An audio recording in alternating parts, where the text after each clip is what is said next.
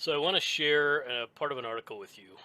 We spoke recently about phase two of the Great Reset, and this is an article written by John Whitehead and Nisha Whitehead. They're with the Rutherford Institute. And the title is called it's called The Rise of Global Fascism and the End of the World as We Know It. And it may sound a little bit dramatic, but I don't think it is. Because over the past couple of weeks, we have witnessed McDonald's, Boeing, Visa, MasterCard, and several international companies literally pull out of Russia. They have just cut and run. There are companies that left infrastructure. They basically decoupled from Russia. In a sense, banning them the way we get banned from Twitter, YouTube, Facebook, etc. But it's never happened this way on this level of global scale. And it's a very important point he's making. So I'm going to read some of it. But if we look back through history during World War II, and like it or not, Henry Ford and Ford made tanks for the German army.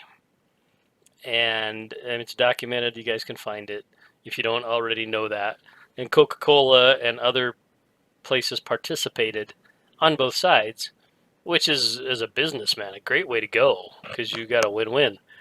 From a moralistic war standpoint, it's kind of crappy, but businesses are not there to make morals, they're there to make money.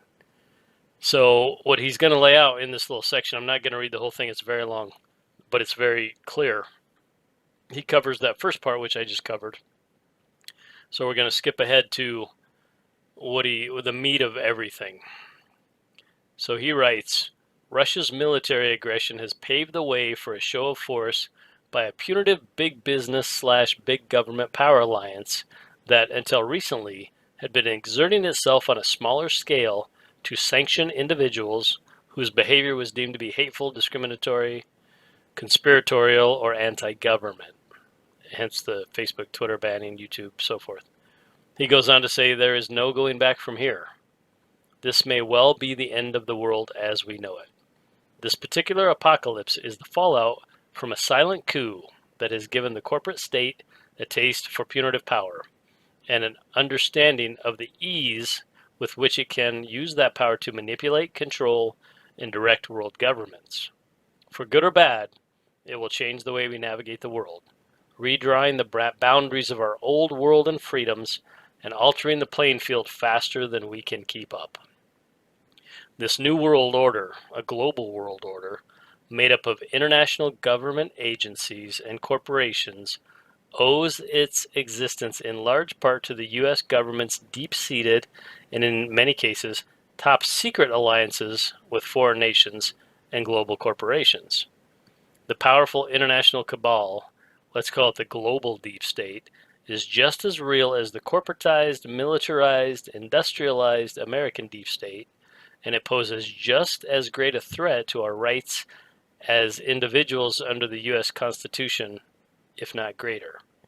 We've been inching close to this global world order for the past several decades, but COVID-19, which saw governmental and corporate interests become even more closely entwined, shifted this transformation into high gear. Now, in the face of Russian aggression, fascism is about to become a global menace. Given all that we know about the U.S. government, that it treats its citizens like faceless statistics and economic units to be bought, sold, bartered, traded, and tracked, that it repeatedly lies, cheats, steals, spies, kills, maims, enslaves, breaks the laws, overreaches its authority, and abuses its power at almost every turn, and that it wages wars for profit, jails its own people for profit, and has no qualms about spreading its reign of terror abroad, it is not a stretch to suggest that the government has been overtaken by a power elite that do not have our best interests at heart. He goes on to say, indeed, to anyone who's been paying attention to the goings-on of the world, it is increasingly obvious that we are already under a new world order, and it's being brought to you by the global industrial deep state. It remains unclear whether the American deep state, a national security apparatus that holds sway over even elected leaders now notionally in charge of it. Basically, they don't understand what they're doing. Answers to a global deep state, or whatever the global deep state merely empowers the American deep state. However, there is no denying the extent to which they are intrinsically and symbolically enmeshed and interlocked. Consider the extent to which our lives and liberties are impacted by this international convergence of governmental and profit-driven corporate interests in the surveillance state. The military-industrial complex, the private prison industry, the intelligence sector, the security sector, the technology sector, the telecommunications sector, the transportation sector, the pharmaceutical industry, and most recently, the pharmaceutical health sector. All these sectors are dominated by mega corporations operating on a global scale and working through government channels to increase their profit margins. The profit-driven policies of these global corporate giants influence everything from legislative policies to economics to environmental issues to medical care. And he goes on further, a quote, he says, "The government of the people, by the people, and for the people has perished." And I agree. I think we're in a paradigm shift that we need to pay attention to. And I'm not making this to frighten anybody or to tell you that all is lost, because it's not. We are more powerful than them if we don't use their systems. If we walk away as best we can, or en masse, we don't use their medical facilities, we stay away from their corporate systems as much as we can, we still can have liberty and human autonomy until the point where a global digital currency comes in and we can't. And so it's still, we still have time. We can still enjoy each other's company. We can still have fun. We can still share what we see is going on in the world. And I encourage you guys to read this article in its entirety.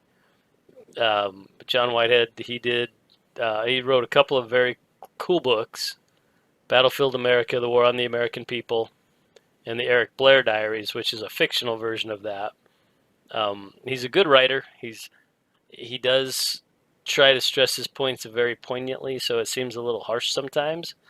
But I'm going to put the link in the description. Thank you guys for watching. Thank everyone who was at the live stream. I thought it was a lot of great people came on and shared things.